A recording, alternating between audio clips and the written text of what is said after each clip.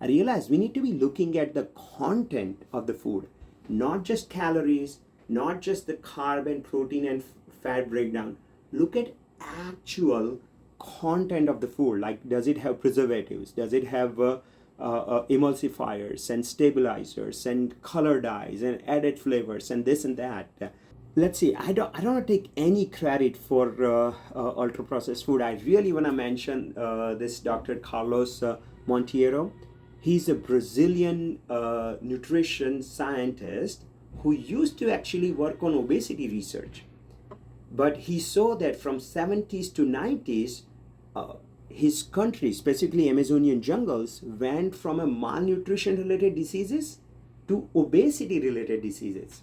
It's unbelievable that in Amazon jungle that children are having obesity related diseases because Nestle did a really good job. That's a fascinating story to read, that how Nestle hooked up Amazonian kids onto this snack packets and chips and stuff like that.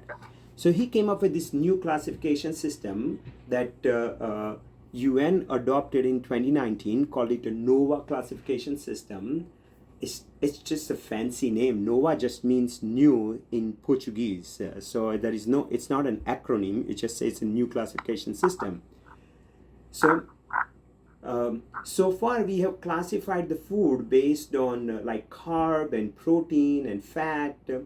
And he believes that it's fundamentally wrong to classify food in that fashion, because the food is not only protein. Like this, when you go to a restaurant, they ask you what you're going to have for protein. And I'm thinking, every single thing I eat has protein. Like, what do you mean by what I'm going to have for protein?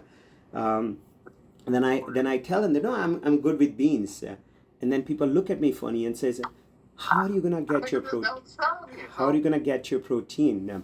So my usual answer is, if you look at some of the animals in the nature, like gorilla or bison or horse, they all eat just grass and they are still quite muscular.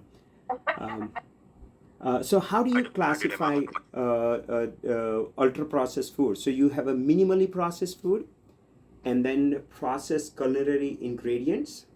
Processed food is like what our mom used to make, right? Like the home cooked food. And ultra processed food, I would say, is just a factory made food like edible substance. It's actually not a food.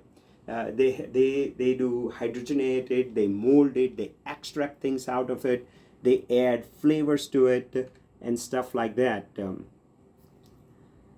When I do this in person, it's so interactive and so fun. So if I'm putting somebody to sleep, I'm sorry.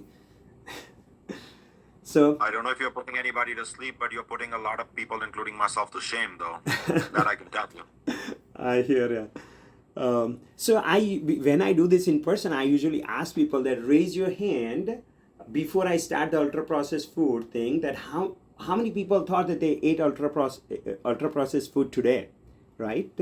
And then after I'm done doing this, I ask people, how many people thought that they ate ultra processed food today? And the hand count is amazingly different, because so many times when we eat so-called healthy food, we think we are eating so healthy, but it's such an packaged so-called healthy food, like our protein bars and protein shakes. It's an ultra processed food. I'll give you some examples after I talk about Dr. Hall's study. So we thought that the ultra processed food is bad because it has too much salt or sugar or oil, and he believed that this new concept of ultra processed food is hocus pocus. So he wanted to prove it wrong, and he was at the right place. So he was the NIH director of that section where he can study it. So he did this really good trial of putting people on ultra processed food versus cooked food, like normal cooked food, and switch them and let them eat whatever they want to eat. Now it's kind of hard to control for all the salt and sugar, and specifically for fiber. So he had to give people fiber pills for people who are on ultra processed food diet. So they did control for all those things, and even after controlling for all those things, in just 2 weeks, people gain weight. People who are on ultra processed food diet, their gut microbiome looked worse, their eating rate was faster, but their satiety rate were the similar, right? So if this can happen in just 2 weeks, if we are eating this ultra processed food for years and years and years, and no wonder we can't lose weight, right? Because we think that if you create a calorie deficit, you will lose weight, but not all calories are made equal. So I'll give you this one example of low fat, low carb, fruit on bottom yogurt, right? Like if you go to a grocery store and you want to pick a yogurt, there is a whole fat yogurt, just plain yogurt, no additives, no vanilla flavor, nothing, and this really good looking Activa. I'm not picking on one company, but it's a natural cultures and clinically proven to be helpful, and it is a low fat, it is a low calorie. Why not to pick that one, right? But just think about it. If you have a whole fat yogurt, it has a nice creamy feel. You don't get that nice creamy feel with this low fat yogurt because they have taken the fat out of it. So you have to add lots of fillers to make it feel right. It also tastes crappy, right? That the fat gives a taste. So this thing tastes crappy, so you have to add sugar to it. But nobody wants to eat sugar. So what do? You put artificial sweeteners in it. And then everybody wants to eat fruit. So you just put a jello of a fruit color on the bottom and call it a fruit on the bottom. And people will gladly eat that crappy yogurt and think that they are doing something good. And I can go over every single example like that to prove that ultra-processed food is actually much worse. But I already eaten up half of my time. So but I'll give you examples. Like we think that we eat breakfast cereal and that cereal is natural, but it's highly ultra-processed. Same as all these plant milks. The bread that we put it on the shelf and doesn't go bad for sometime a month, is that gonna be a good bread? Like we always say the bread is bad, pasta is bad, or pizza is bad. I don't think any of those things are bad. Like in Italy, people have eaten pastas and breads and pizzas for generations and they did not have problems. I think it's the kind of bread and pizza and pasta we are eating is the problem. And I'm not saying that go ahead and just eat that. And even when we make quote-unquote homemade meals, sometimes we are using these sauces and meal bases that are ultra-processed. In terms of processed meat, most of you guys remember that back in 2015, WHO came out that processed meat is a category 1 carcinogen. Like it was a big news. And 2 months later, it just went away. I never found a single article after that, or not article, but like a news media coverage, because meat industry and dairy industry, and they're really strong industry. And I understand that, right? That they are just trying to preserve their business model. But processed meat is the same category as a smoking. I'm not saying it's as bad. It's actually tiny bit compared to smoking, but still in the same category as a carcinogen. And I'm not gonna say that all the plant-made ultra-processed food is bad, right? It's terrible to eat this margarine, which is really hydrogenated palm oil and vegetable oils and stuff like that. So when I see patients, I used to tell them that look at calories, right? And if it's low calorie, that's okay. But then I graduated to higher part, and after my training, I said, oh, look at your fat content and make sure it doesn't have too much saturated fat. Make sure it has a good amount of protein. And that's what I used to teach students. But after I've been exposed to this American College of Lifestyle Medicine and a good number of books, I realized we need to be looking at the content of the food, not just calories, not just the carb and protein and fat breakdown. Look at actual content of the food. Like, does it have preservatives? Does it have emulsifiers and stabilizers and color dyes and added flavors and this and that? So then I started telling people that don't grab the food that has more than 4 or 5 ingredients, right? But then I realized that companies are catching up too. So now they have quote unquote healthy snacks which has only 3 or 4 ingredients. But you look at it and you know that is an ultra processed food. Like, how can it be shelf stable? So learning what is an ultra processed food is so important, because these companies, and these are not bad companies, right? I'm not trying to badmouth anybody. They're company where they are told to generate profit. So they are just trying their best to generate as much profit as possible. They don't hire chefs, so they hire food scientists, and they can make anything out of anything. So right now there is a protein craze, right? Everybody wants to eat more protein. But as many of you know, that the more protein that you eat, or the extra protein that you eat that your body does not need, turns into fat. Let me repeat. The extra protein that you eat that your body cannot utilize turns into fat. But everybody wants to eat more protein. So now we have like a protein popcorn and protein water and stuff like that. I strongly believe that food matrix makes a huge difference. Like, if you take this one fruit juice has 140 calories, which is equal to around 1.5 or 2 apples. So why can't I just eat one bottle of juice instead of eating 1.5 apple? Well, in one bottle of juice, like, how do you get the juice? So essentially it's the cytoplasm which has sugar in it. And is that not what they have done? They have just taken the cytoplasm out and you drink that.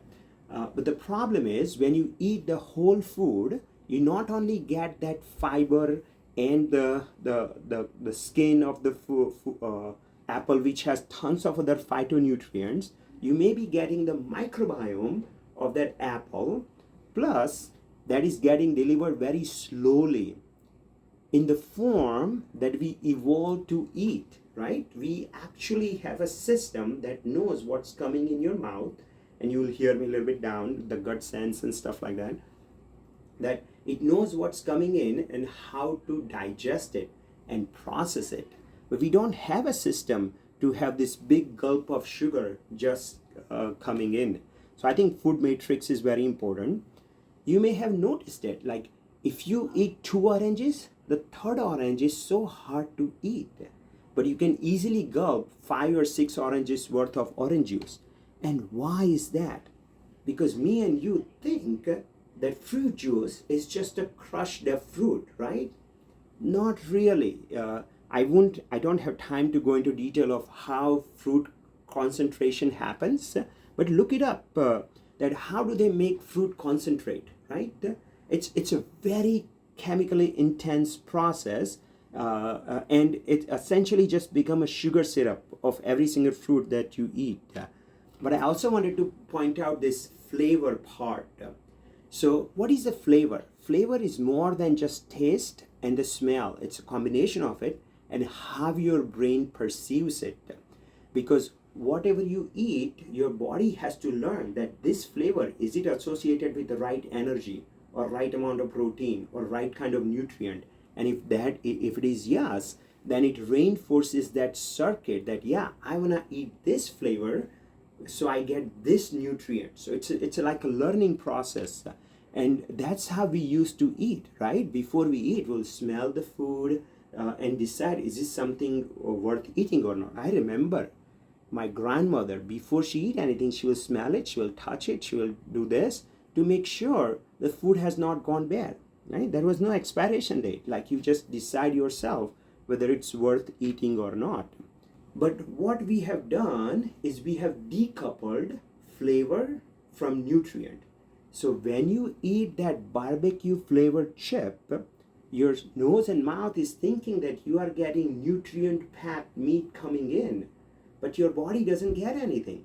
So there is a decoupling, and then your body craves it. So it's like, oh my God, I did not get what I was supposed to get. It must be not enough in it, so let me eat more of it. So have you ever had an incident where you had a bowl of chips and a bowl of broccoli, right? You eat one broccoli. It has never happened to me that I'll keep eating and I finish up the bowl of broccoli. Now, some of you may have, but it has never happened to me. But it has happened to me so many times that I have a bowl of chips. I intend to eat just one chip, And the next thing I know that I've finished it up.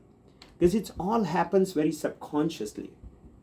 If you look at animals in the nature, how do they eat? So they go around, smell, and decide what body nutrients they need, and they eat that. We think that they're just dumb beings, that they just go around and graze whatever they want to. They're actually very smart and self-conscious. And that's how we evolved, right? There is a biology of gut feelings. So there is a really good scientist, I'll call it Dr. B, I can't pronounce his last name, but Diego actually grew up in Amazonian jungles. And now he's a Duke neuroscientist that I have worked with a little bit, that he found these neuropore cells, which does the function of sensing. So like what you eat, you not only taste food by your mouth, there are receptors in your gut, and they are not rare receptors. Like 1 out of every 1,000 cell is some kind of nutrient sensing receptor that connects to your vagus nerve and tells your brain. He has come up with this elaborate connectome, like the gut connectome and stuff like that. It's so beautiful. Because if you think about it, we all are essentially just a tube, like starting from mouth to our anus. We are just a tube, and the higher we evolve, we added more stuff on it. But then gut itself should have enough sense about what to let in and what to let out. As many of you may know, that number of neurons in our gut is essentially the same as number of neurons in our spinal cord. So we may be missing the size of the nervous system that is equal to a spinal cord in our body. Obviously we know it, but we don't pay that much attention to it. So there is something called a mindteric plexus that does a lot of thinking and planning and stuff like that. And this bacteria is in your gut makes a decision of what you're gonna eat, right? You don't believe me, right? Like, how is that possible that bacteria is in my gut tells me that I'm craving this X thing? But we do know that bacteria and parasites can make decisions, like we all know about the toxoplasma, right? Toxoplasma changes mouse's behavior in a way that it can get eaten up by cat. So if that can happen with mouse, why can't it happen with us? We know if you get rabies, you get so you want to go out and bite everybody. Like, why is that? Because rabies wants to go from one host to other host. So your bacteria and your gut microbiome can make a decision on what you're gonna eat. And there is a beautiful papers about how that control actually happens.